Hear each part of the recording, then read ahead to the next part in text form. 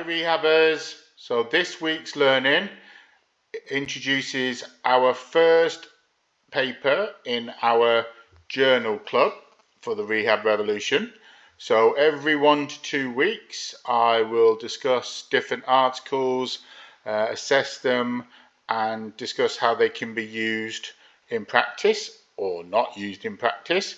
So this week's paper is about the BOOST trial, and you can see there, so by the authors, Williamson and colleagues, 2022. And it was looking at the effects of physiotherapy delivered physical and psychological group intervention for older adults with neurogenic claudication. So I'm sure we've all had patients with spinal stenosis, and it can have significant effects on our patients' quality of life. It can affect their walking, their daily activities, function and general independence. There's also a lot of debate about what the best treatment is for patients with stenosis. Now, one of the reasons I have brought this paper in for review in the journal club is I once was in a meeting with a spinal consultant, or a training session with a spinal consultant, and when this paper was being discussed, the reply was, well, since this was published, it's not really changed management of his patients, which got me thinking about, well, if he doesn't think it's going to change his practice, do we need to have a good look into it? So I brought this article in, and the objectives in this report is: 1, is the BOOST trial exercises better for patients than best practice advice? Was the study of good quality? Are there limitations? And should it be used within the NHS setting or rehab setting for patients with spinal stenosis who are struggling with walking, independence and pain? So, moving on, the methodology of this actual study, as you can see here in the methodology table, there were stenotic patients were split into 2 groups. So the best practice advice group was the first group, and they basically consisted of flexion and trunk stabilization exercises, although others could be added at the discretion of the therapist. There was no manual treatment, acupuncture or supervised exercise sessions allowed, and they tried to have 1 treatment session if possible, up to 3 if needed. Now let's compare the second group with the BOOST exercises. So instead of having 1 session up to a maximum of 3, they had 12 90-minute sessions. Instead of being given flexion and trunk stabilization exercises, they were given CBT, walking circuits and exercises consisting of sit to stand, seated knee extension, and hamstring work as well. At the end of the study, they looked at the outcome measures: the 6-minute walk test, the SPPB, and the ODI, and the ODI walking section. These patients were followed up at 12 weeks, so at the end, and 6 months and 12 months. So what results did they get? So if we move down to the table, now this table is the actual difference between them, between the groups, and this is in favour of the BOOST trial. So if we look at 6 months, the ODI group showed a 3.7 improvement in favour of the BOOST trial, and at 12 months this dropped from 3.7 to 1.4. Both were still statistically significant. Okay, so at 6 months the ODI score for boost patients had a 3.7 better improvement than best practice. At 12 months it was still significant, but it had dropped from a 3.7 improvement to a 1.4. Now the issue here is that without a doubt you can see from the p-values that it is statistically significant, and you can see on the 95% confidence intervals that the scores do not cross 0. So again, they are statistically significant. But does statistically significant equal clinically significant? So we start to look at something called the MCID, so the minimal clinical important difference, and there is lots of work being done for MCID values for a range of outcome measures. Now if we just scroll up to the right side so we can look at the ODI. So although it's not been standardized, the general accepted MCID values for the outcome measure, the ODI, range from 7 to 10 points to a 50% improvement. Now these studies are looking at patients with lower back and leg pain. So while there are different MCIDs, if you look at the patient population, they are looking at things like cardiovascular problems, they are looking at COPD, they are looking at frail adults, they are looking at lots of different things, not just stenosis. So the ones that I've used are generally the ones used with lower back pain. So if we go back down, we can quite clearly see that although the ODI score is significantly, statistically significant, in my opinion, it is not clinically significant. So we also then, if we use the same principle at the ODI walking section this time, so the walking subsection, and there was an improvement of 0.2 at both the 6-month and the 12-month periods in favour of the boost trial. And again, you can see the p-values are statistically significant, and the confidence interval, so the 95% confidence interval, does not cross 0. So they are statistically significant. However, if we look at the research for the minimal clinical important difference for the ODI subsections, they report the MCID as 1. So 1 point is a minimal clinically important difference. And again, the ODI did not meet that. So then we look at the next outcome measure. So the 6-minute walk test. And again, as before, you can see there's definite improvements. So in the 6 months, there is a 22.5 metre increase in walking distance in favour of the boost group. And again, you can see that the confidence intervals do not cross 0, and the p-value is statistically significant. Although there is quite a range on that 95% confidence interval, so values from 7.11 all the way up to 37.82. In practice, that means that some patients got an improvement of 7.11 meters, some maybe got 37.82 meters. And again, 12 months, although it was again statistically significant, 21.7 meter increase, which was slightly down from before, the 95% confidence interval is actually quite spread again. So some patients would have got 5.96 meters, some would have got 37.38 meters. But is that significant?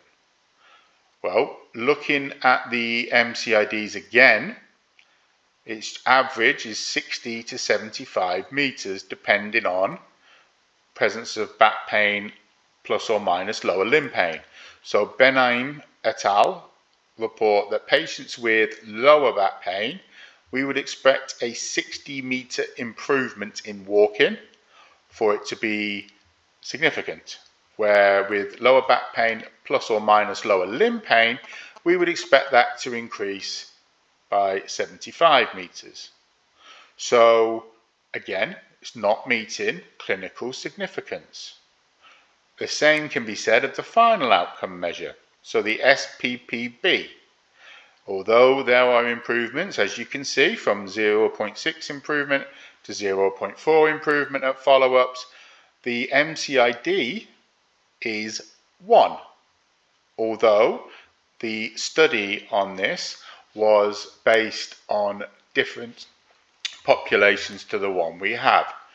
But to conclude those results, yes, all the outcome measures improved statistically, but not one of them met clinical significance. So let's talk a little bit about the other things in this study that can affect the results. So the first one is the group differences at baseline. So when these patients, our stenotic patients, were split into the best practice advice and the boost trial, they were not split equally.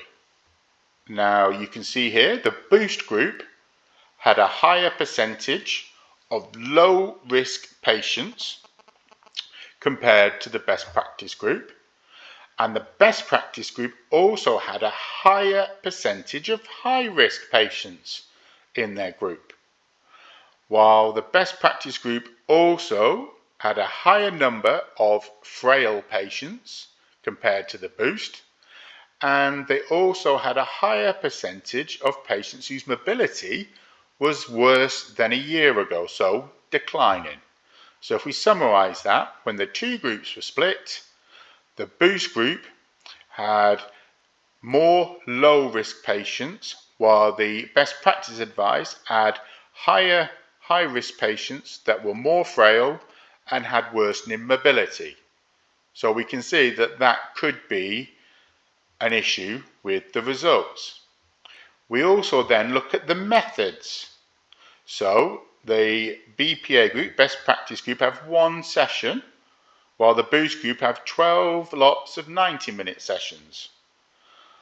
Second, best practice for stenotic patients, in my opinion, is not trunk flexion and trunk stabilization.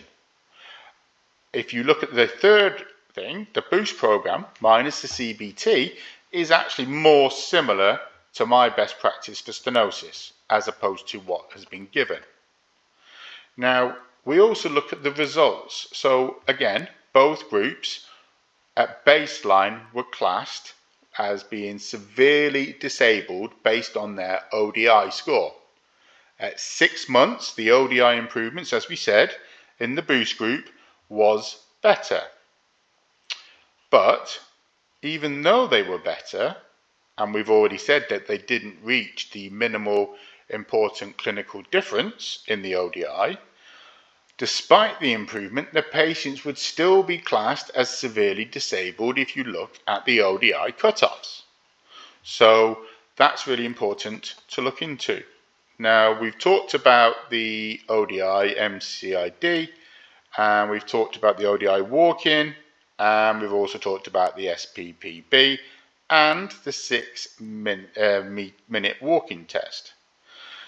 The final thing that needs to be discussed is that the group used something called case analysis. Now, the group before starting the trial set their MCID value of 5, even though the MCID values generally saying it's between 7 to 10. Their initial result was they achieved an MCID value of 3. So they used the case analysis, which, as you can see here, focuses on the compliers and non-compliers in the study. So basically, what they did there was they took away the patients that wouldn't basically not been able to do the exercises or in too much pain to do it. But the patients that they removed consisted of a large proportion of patients reporting very or extremely troublesome back and leg pain, more frailty, and higher proportion of fallers. So when the study removed the most frail patients experiencing the most back and leg pain, then their study results improved from an MCID of 3 to an MCID of 5. Now the issue here, and there's a few, is one, their Camper 2021 suggested that there was no defined threshold of compliance, and that the use of this form of analysis is uncommon in the orthopedic or sports fields, and this form of analysis is more statistically complicated. And, as stated, its use depends on assumptions and predictions about how people would behave in certain circumstances.